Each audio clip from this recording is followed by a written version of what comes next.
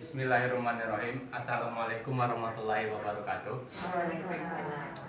Oke, apa kabarnya ibu-ibu? Baik. Ya, alhamdulillah kalau baik. Sebelum memulai pertemuan kelompok hari ini, ibu-ibu, ada baiknya kita berdoa dulu supaya dilancarkan untuk pertemuan kita hari ini. Berdoa mulai. Berdoa selesai. Oke ibu-ibu, sebelum masuk di materi, saya ingin bertanya kepada ibu-ibu, untuk pertemuan bulan kemarin, apakah sudah ibu terapkan di rumah ibu-ibu? Sudah, alhamdulillah kalau sudah ibu-ibu ya. Nah sekarang ibu-ibu di pertemuan ini kita akan membahas tentang gizi dan layanan kesehatan untuk ibu hamil ibu-ibu. Ya. Nah di sini ibu-ibu, otomatis ibu-ibu pernah mengalami kehamilan ibu-ibu ya, karena saya lihat ibu-ibu sudah mempunyai anak semua ibu-ibu ya. Nah semasa ibu hamil kemarin ibu-ibu, pernahkah atau sudahkah ibu lakukan untuk gizinya ibu-ibu, untuk asupan gizinya? Sudah ibu-ibu ya? Nah baik kalau sudah. Nah di sini ibu-ibu ya, di sini terdapat pentingnya 1000 hari pertama kehidupan ibu-ibu ya. Nah pentingnya 1000 hari ini ibu-ibu ya, terhitung dia 1000 hari itu biasanya anak umur 0 bulan sampai 2 tahun ibu-ibu.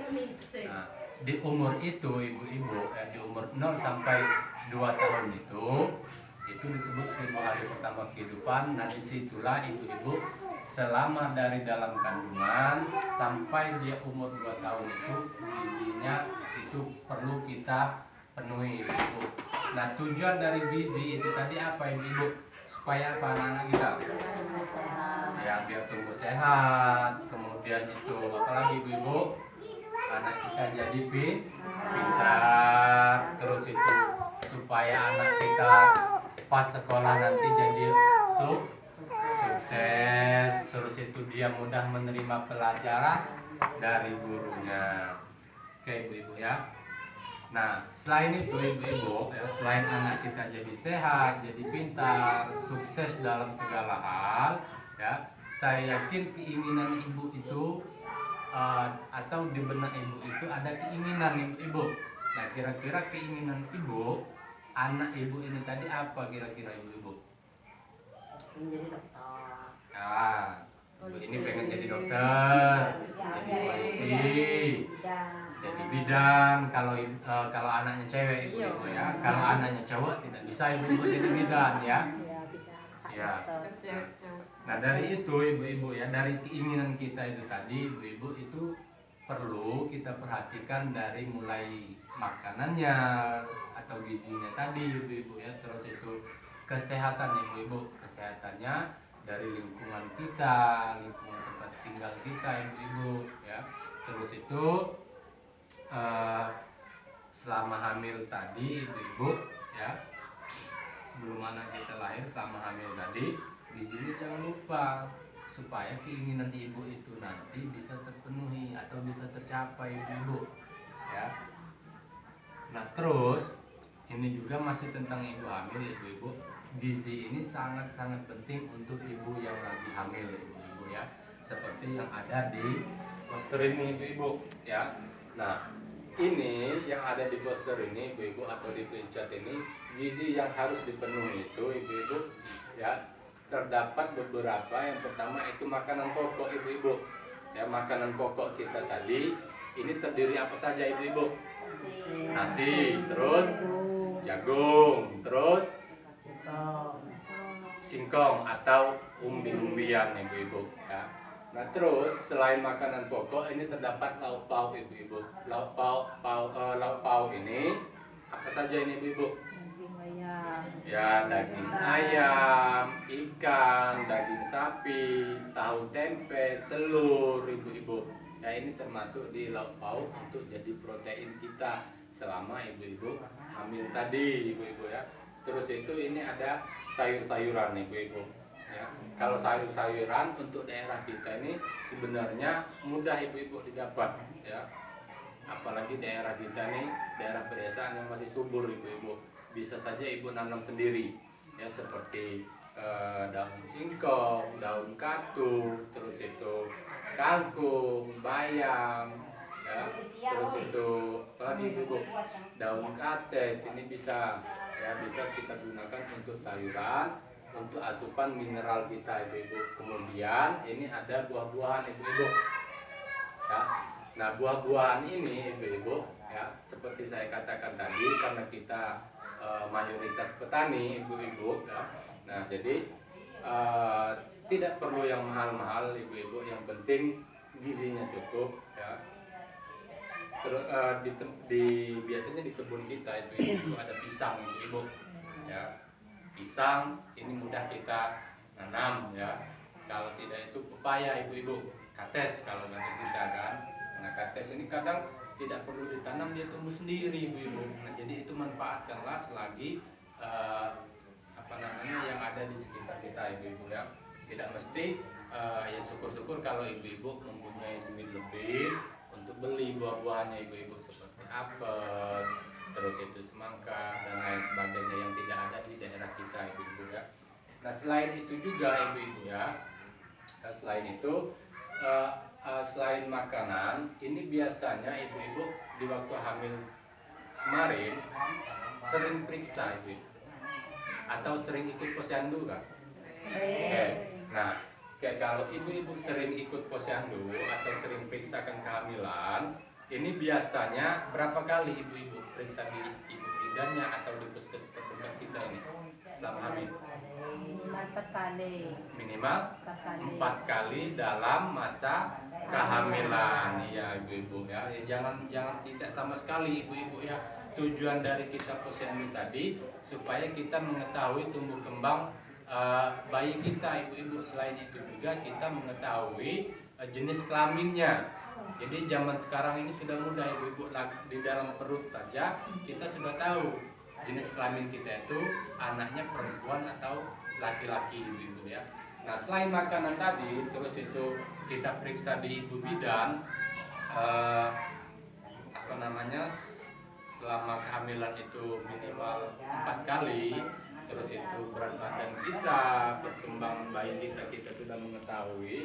Ini biasanya dapat tambahan tablet dari ibu bidannya ya. Tablet yang biasa diberikan ibu bidan itu biasanya tablet tambah darah ibu-ibu. Kan kebanyakan ibu-ibu ya, kalau lagi hamil itu ibu-ibunya pucet ya, kurang darah atau anemia ya. Nah, itu biasanya diberikan oleh ibu bidan. Nah, itu juga harus kita konsumsi ibu-ibu ya.